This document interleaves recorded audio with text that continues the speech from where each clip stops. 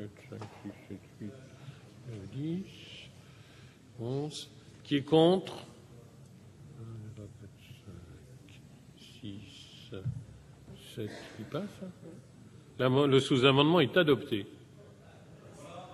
Alors, je mets aux voix l'amendement 931 ainsi sous-amendé. Amendement du gouvernement ainsi sous-amendé. Qui est pour?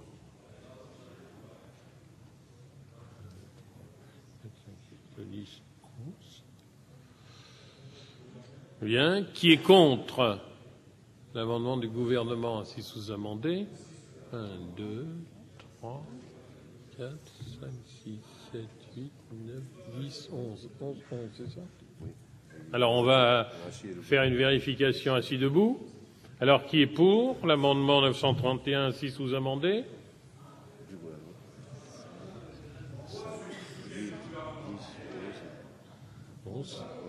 Qui est contre? 1,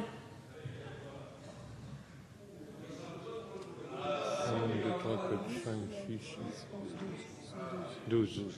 L'amendement ainsi sous-amendé n'est pas adopté. Et nous passons à l'amendement de Monsieur Soulage, qui est le 486 rectifié bis, qui s'arrête donc après le mot objectif. Qui est pour?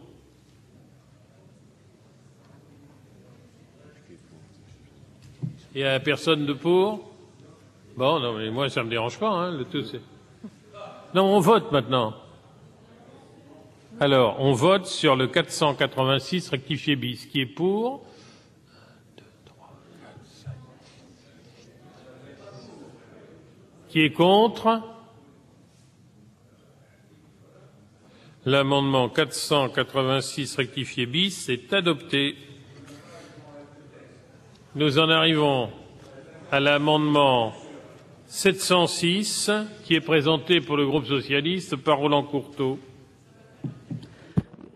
Oui, Monsieur le Président. Cet amendement, dont le premier signataire n'est autre que notre collègue Roland Ries, propose que toute personne qui commercialise ou organise une prestation de transport de personnes, de marchandises ou de déménagement doit fournir aux bénéficiaires de la prestation une information relative à la quantité de dioxyde de carbone émise par le ou les modes de transport utilisés pour réaliser cette prestation.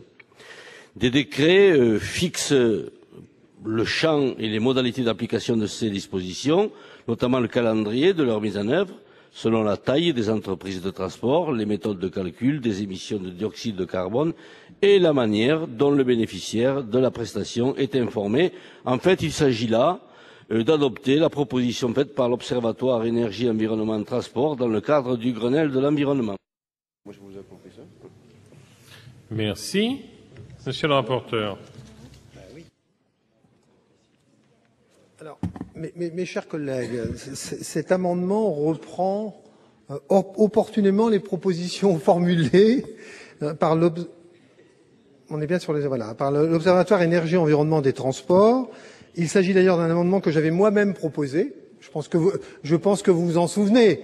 Votre soutien m'avait manqué. Donc, et qui n'avait pas engendré donc le soutien de mes collègues. Je me félicite donc qu'entre le mois de juillet et aujourd'hui, les membres du groupe socialiste aient décidé de reprendre à leur compte cette proposition. En effet, mes chers collègues, et je vous rejoins, la fixation d'une distance minimale de transport de 100 km au-delà de laquelle la mention s'applique est lourde de conséquences sur la portée de cette mesure.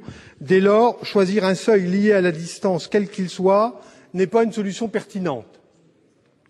En effet, la part des prestations de transport directement concernées par cette exclusion est écrasante.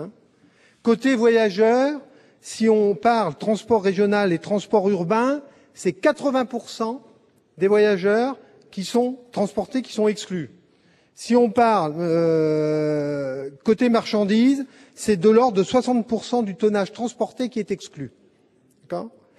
Et les exclure constituerait dès lors une décision en opposition avec l'objectif de réduction des émissions de CO2 du Grenelle et diminuerait l'intérêt de la mesure vis-à-vis des acheteurs de transport qui souhaitent disposer systématiquement de cette information. Par ailleurs, cette exclusion compromettrait l'exclusion de la mesure pour les trajets supérieurs à 100 km, dans l'hypothèse où la prestation de transport est constituée de plusieurs trajets successifs, ce qui est très souvent le cas. Très souvent le cas. Ça veut donc dire que quand on dit 60% du tonnage transporté, je pense qu'on est en dessous, très nettement, je dirais, de la vérité. En définitive, vous le savez bien, je suis à titre personnel favorable à cet amendement.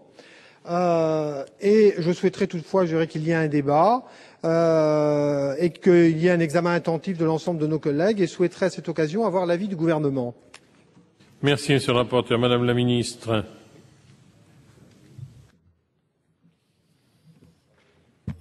Oui, Monsieur le Président, Mesdames, Messieurs les sénateurs, comme Monsieur le rapporteur l'a précisé, cet amendement de suppression, en tout cas de ce seuil de 100 km, nous paraît être un amendement intéressant et pour notre part, en tout cas, on émettra un avis favorable. Comme vous l'avez dit, Monsieur le rapporteur, les trajets inférieurs à 100 km représentent une part très importante des émissions de CO2 des transports tant de voyageurs que de marchandises. Dans la mesure où une entreprise de transport devra disposer d'outils de quantification des émissions de CO2 relatives aux prestations de plus de 100 km, elle pourra aussi les utiliser pour les prestations de moins de 100 km. Il n'y a donc pas lieu de s'en priver. Les modalités de calcul et les référentiels seront bien sûr précisés dans les décrets d'application qui prévoiront une progressivité dans le calendrier d'application en fonction de la taille des entreprises. Même les cas particuliers pourraient finalement être traités de manière très simple. Il suffira de renseigner avec une ou deux valeurs spécifiques une formule simple, préétablie. Ainsi, s'il faut donner un exemple, les taxis n'auront qu'à renseigner le taux d'émission au kilomètre parcouru de leur véhicule, valeur fournie par le site internet de l'ADEME, en fonction notamment du type de véhicule. Les factures pourraient indiquer la quantité de CO2 émis lors du trajet par simple multiplication de ce taux par le nombre de kilomètres parcourus, donnée qui est déjà disponible sur le taximètre. Donc on voit bien sur cet exemple concret que la mise en place, la mise en application de cet outil, même pour des petits trajets, est tout à fait envisageable avec des outils qui ne seront pas des outils trop complexes pour les acteurs de proximité. S'il faut donner un autre exemple sur un artisan transporteur, on a là aussi un dispositif simple de calcul qui sera mis en application et qui sera identique à celui-là, ce qui nous encourage en fait véritablement à aller dans le sens d'un soutien à cet amendement, car comme ça a été rappelé encore une fois utilement, la grande part des émissions de CO2 sont liées à des tout petits trajets. Si on veut véritablement aller jusqu'au bout de la logique des Grenelles, il faut avoir véritablement une lisibilité justement de cette consommation et de cette capacité à aller encore au-delà dans les comportements vertueux et en tout cas dans la bonne connaissance de ces consommations. Merci. Je mets aux voix l'amendement 706 qui a reçu 2 avis favorables. Qui est pour? Explication de vote? Excusez-moi, Monsieur de Traigne. Oui, la crainte qu'on peut avoir là-dessus, c'est que, excusez-moi, mais qu'on monte une usine à gaz pour réduire les émissions de gaz. Je prends un exemple. Je suis maire d'une commune qui est à quelques kilomètres d'une grande ville. On envoie des enfants à la piscine dans cette ville, on n'aura jamais de piscine, ils y vont par car parce qu'il n'y a pas d'autre solution. On doit faire à peu près 15 bornes aller-retour. Je suis pas sûr que ce soit indispensable de nous indiquer, parce qu'il n'y a pas d'autre solution, la consommation de gaz à effet de serre. Donc je souhaiterais que le décret ne se contente pas de parler de calendrier et qu'on mette vraiment en place un système simple qui n'alourdisse pas les charges des entreprises de transport pour des transports vraiment courants, courts et incontournables. Madame le ministre. Alors, pour répondre à Monsieur le sénateur, 2 éléments. Un premier pour dire que sur le mode de fonctionnement, le mode de calcul, en fait, comme je l'ai dit tout à l'heure, ça partira de données simples. et en fait d'un site Internet qui fournira tous les éléments de calcul, un site Internet gratuit de l'ADEME qui permettra un calcul simple. C'est-à-dire qu'il n'y aura pas de coût, de surcoût ou de difficulté majeure d'utilisation pour le taxi ou l'artisan. Ce sera un outil très facile d'utilisation. Et ensuite, quand même, pour l'utilisateur d'un taxi qui a le choix entre le taxi et le métro, par exemple, ou le taxi ou le tramway, voir ce que génère en émissions de CO2 l'utilisation d'un taxi par rapport à l'utilisation du métro a tout son sens à un moment donné.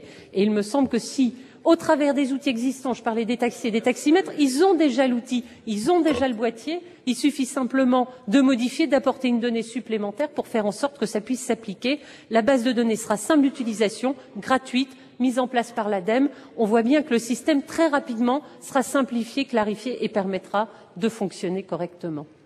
Merci. Je vais mettre aux voix l'amendement 706. Qui est pour?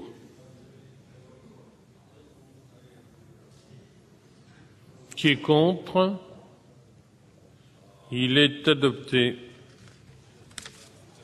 Alors, l'article 85, je mets aux voix l'article 85 ainsi amendé. Qui est pour? Qui est favorable à l'article 85 ainsi amendé?